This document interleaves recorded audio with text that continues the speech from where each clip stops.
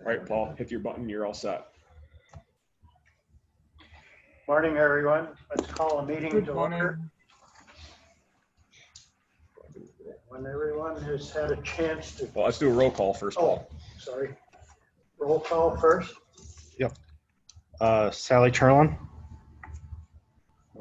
Paul Thompson. Here. Bob Davis. Here. Carrie Green. Here. Steve Palmatier. Here. Paul Romahan. Here. Ted Ginn. Here. Tom Grace. Here. Perry Owen. Here. George Senick. Here. Mike Flanagan. Okay. Morning. When everyone is, we'll call a meeting to order now. Everyone has had a chance to read over the minutes, the July 14th meeting. And I apologize. I might have sent out Asked the for June. approval. At one point on the minutes, regarding the Columbus solar law, we did have a couple comments. There were no negative comments at that public hearing. It says that I stated there were no comments, but we did have 20 minutes worth of this is a pretty good idea kind of comments.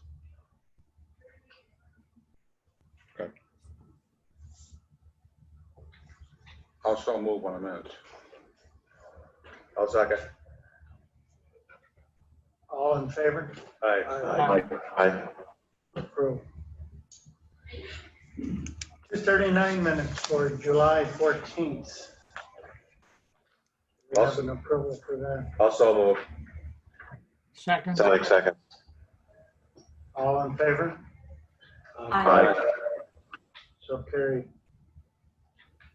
New business, 2020 census. So we've been actively pushing census outreach. There has been and will be every Monday, there will be a census outreach worker in front of the county office building until the end of census operations. I think she said she's going to be there between 10 a.m. and 1 p.m. Starting next week. So if you know of anybody that's having trouble filling out the census, there will be somebody out front of the building. They'll have an iPad and a laptop, so you can fill it out online. She will be wearing a mask. She will have hand sanitizer for individuals who participate, and everything will be cleaned off. So if you know of anybody that needs to fill out their census and has not already and doesn't have computer access or internet access, they can do so in the front of the county office building every Monday from 10 to 1.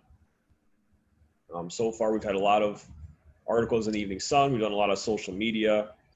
Right now, our percent, last I checked, I think was 63%. No, countywide, it was 53%.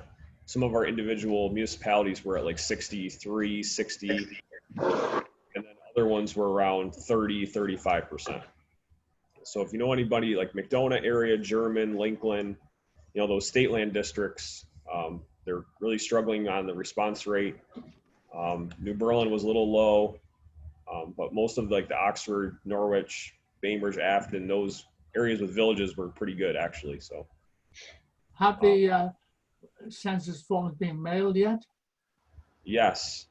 So actually what you should have gotten was a postcard and a letter inviting you to fill out your census, and there's a unique code for each residence. If you did not get that, do you have a P.O. box? If you have a P.O. box, sometimes you did not get that yet. And you can still go online at my2020census.org or .gov, one of the two, and you can actually fill it out and say you don't have a code yet, or don't have a code, or forgot your code, whatever it may be, and you can just fill out your address and you can still complete the census. So you actually don't need that code, but it just helps with census operations if you have it. You can also call in and fill it out over the phone. I'll chase that one up.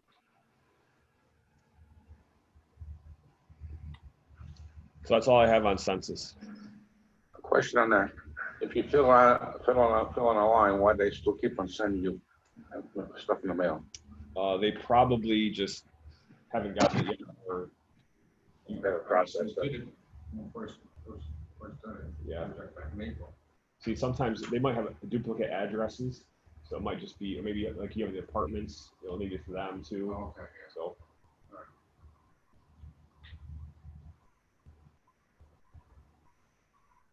Anything else on census? For the hazard mitigation plan update, we've been working with Tetra Tech. We've had a steering committee meeting. We will be having a planning partnership meeting, which is representatives from each of the towns and villages have been asked to attend to get information on how they're supposed to complete the forms. They've been asked to fill out a hazard survey to see which hazards we should keep in the hazard mitigation plan and which ones we should take out. We've also developed a survey for residents. As soon as we get the new website updated and ready, we're gonna be doing some press releases.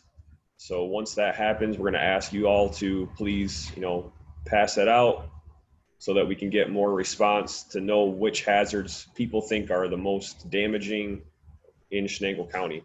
Obviously, we have a lot of floods. That's gonna be our main thing. But we're gonna include like the coronavirus and other diseases and some of the minimal hazards we do have. So you may be contacted by your towns to help with the annex because they might be asking planning boards or people, that know which laws are in effect, whether it be site plan, subdivision in your towns, or any other information. Any questions on that? Quick question. This is from Senec. I know I received that. Did it go to any other town board members or to the town planning boards or anyone else? It went to whoever you have as your contact. Okay, that was me. All right, thank you.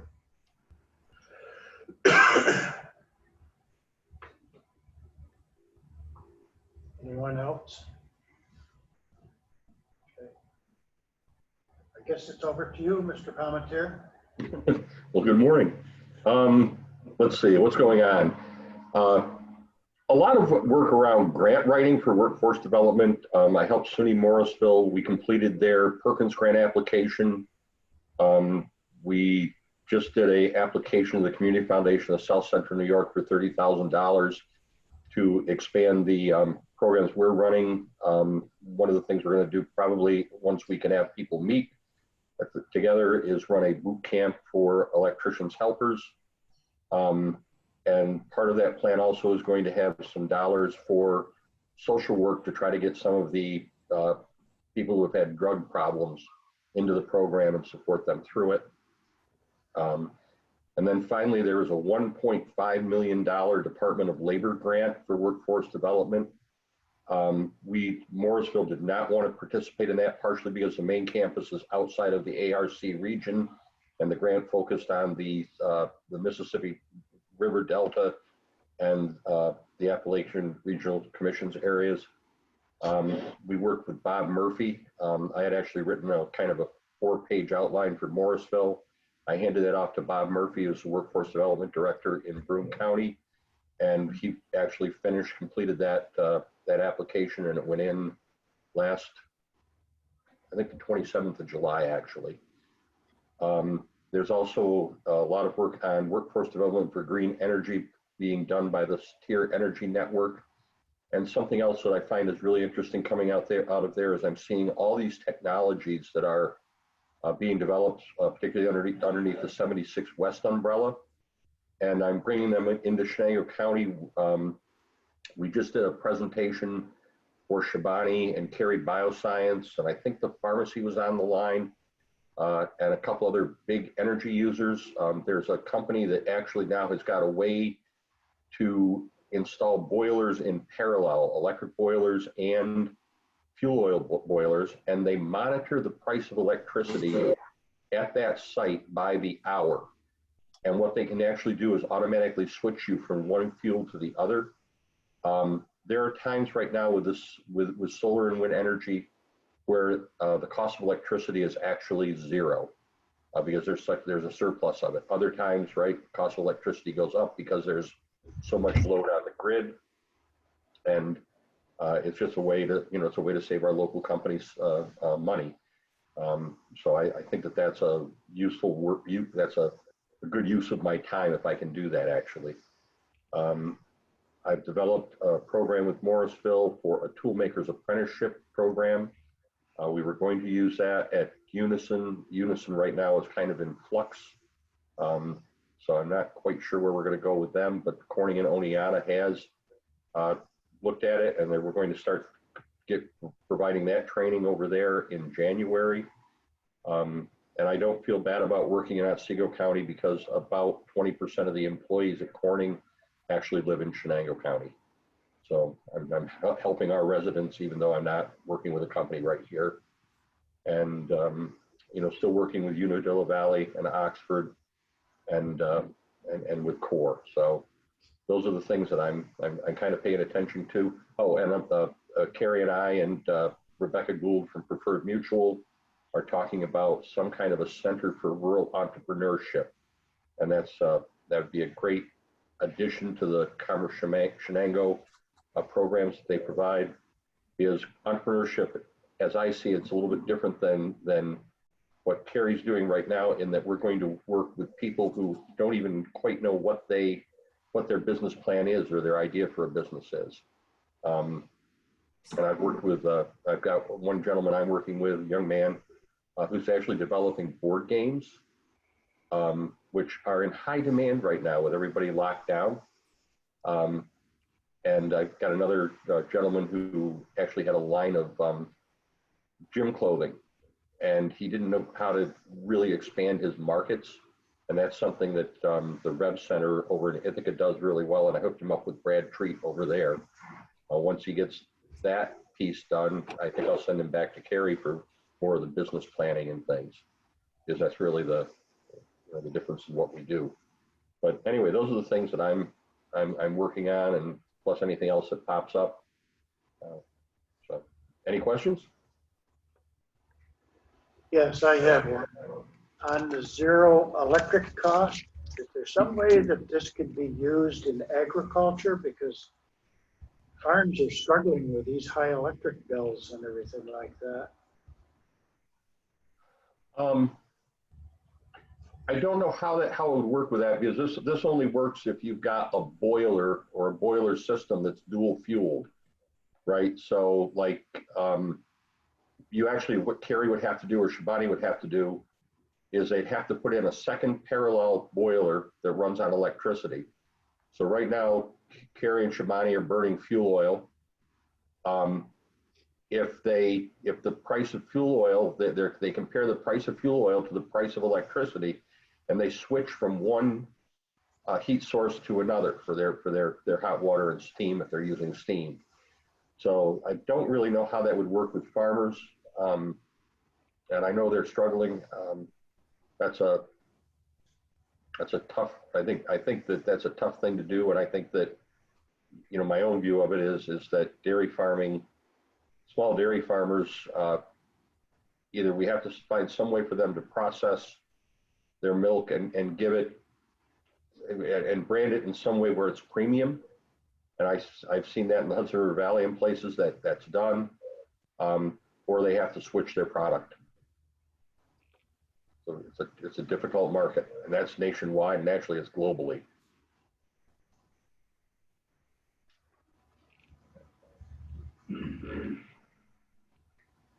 Thank you.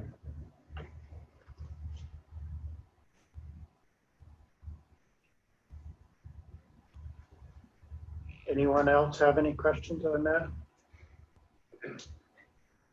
Okay, privilege of the floor. Tom? Bob? No. Ted? Town of North Norwich did their 239 review on Tiffany subdivision that we approved last month. They passed it back to us with no comments. We're meeting tonight doing a final resolution on the solar project and final approval on the subdivision. Then I'm meeting with Carrie tomorrow with some information on the pilot, and hopefully we're gonna put that to bed. So I'm done. George? Yes, the Encore Solar Project is supposed to be presented to the town board at their September meeting. They're supposed to have all their work done with the interconnect with NYSEG and their engineering plans on the 27th of this month. And we'll review that at the town level, I think in September. And that's it. Paul? No. Perry? Nothing, thank you. Steve, do you have anything else? I just asked Shane, any updates on broadband? So we had our second regional collaborative meeting last week. I don't know, what day was it, Carrie? I'm confused on what day it is. Thursday. And basically what we want to do, we've gotten some surveys back from the towns, from the towns. How about the schools? And Southern Tier 8 had sent them to all 42 schools within those counties, and we've only gotten 8 back. Part of that reason is because they are basically swamped right now trying to figure out how to reopen schools in September. So, trying to get a survey back to Southern Tier 8 isn't exactly on their priority list right now. So what we kind of been talking about last night was maybe sending out a request to all the town supervisors, village, mayors, town officials to see which areas they see as bottlenecks for internet. We've also been having a lot of conversation about cell phone service, because in some areas, maybe cell phone service could be a better solution. I know that was one of Matt Beckwith's concerns as well, is, an emergency scenario, cell phone service is much more important than internet service.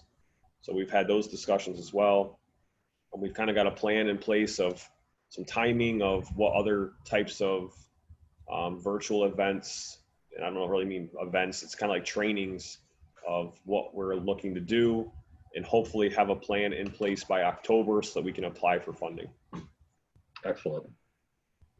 I did speak to Terry Potter yesterday, I guess it was, and they are working on a couple areas to implement in Chenango County sooner than later, to test it and just show that it's a viable solution in Chenango County before they go even bigger.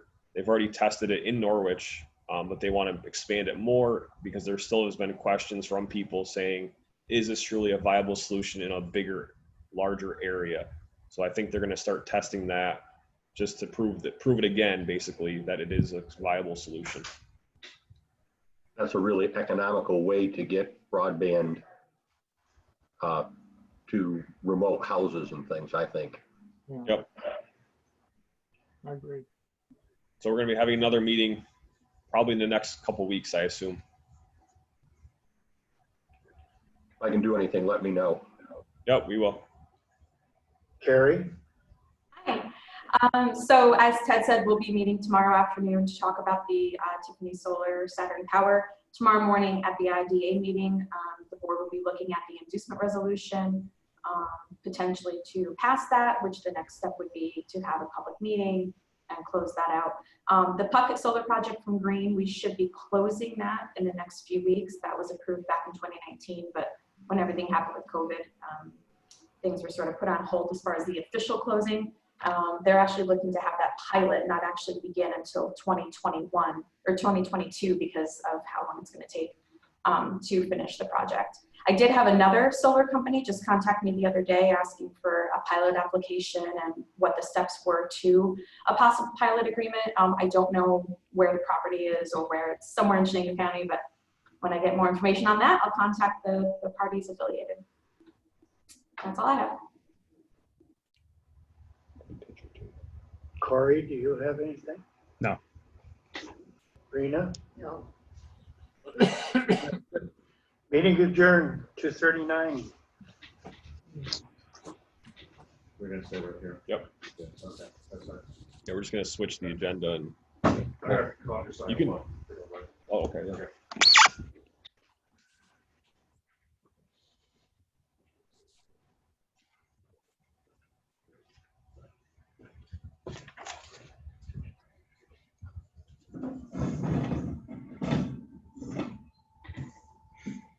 Yeah, cheat sheet.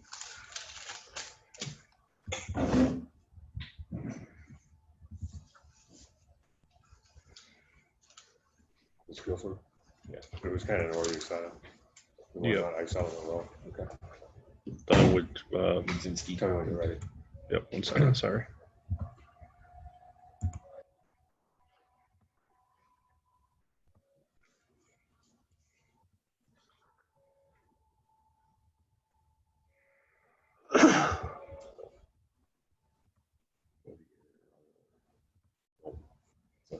Over there to repair is.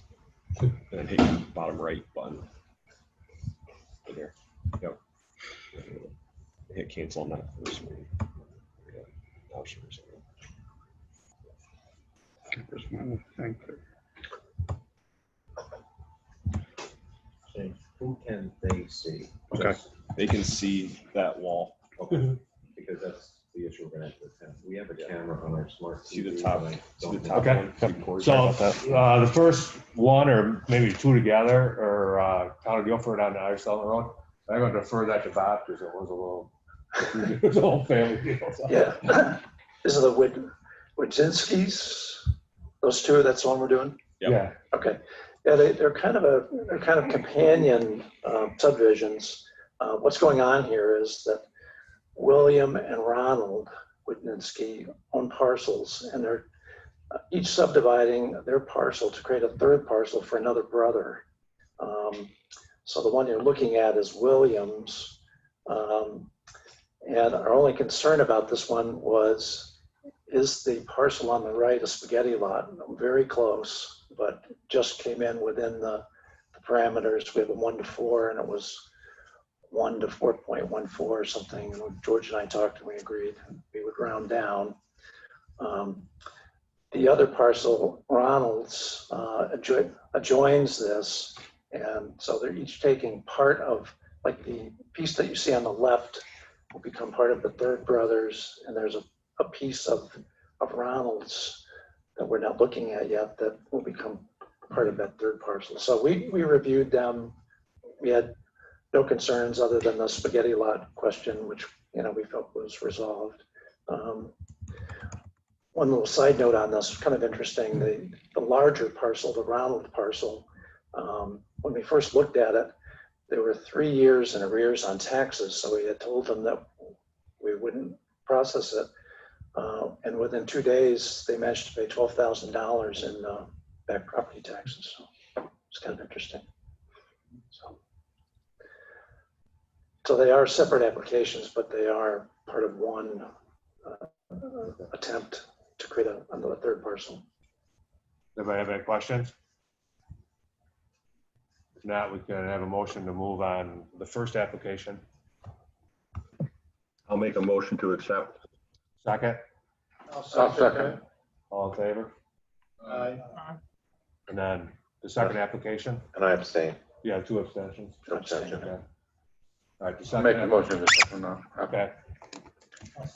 Second, all in favor? Aye. Okay. 2 abstentions. Now we have the Flores one.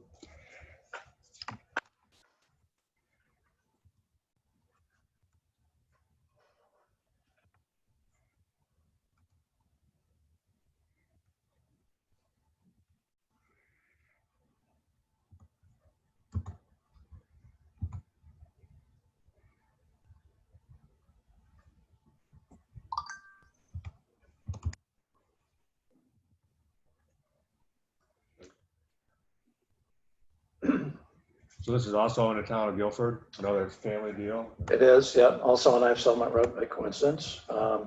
Basically, the Flores, husband and wife, are dividing off 1.46 acre parcel that they're going to give or give, I assume, to their daughter. So pretty straightforward. We had no concerns. So they're going to retain 9.159 Right. acres out of. Exactly. Yep. Right. That's right. Yep. Anybody have any questions or concerns? Need a motion to I'll so move. approve. Second? All in favor? Aye. 2 abstentions again.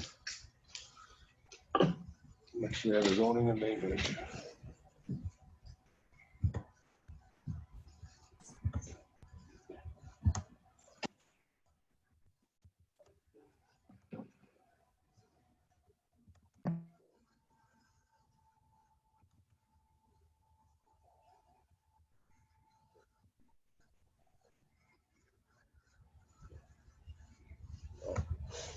remember if they actually sent the.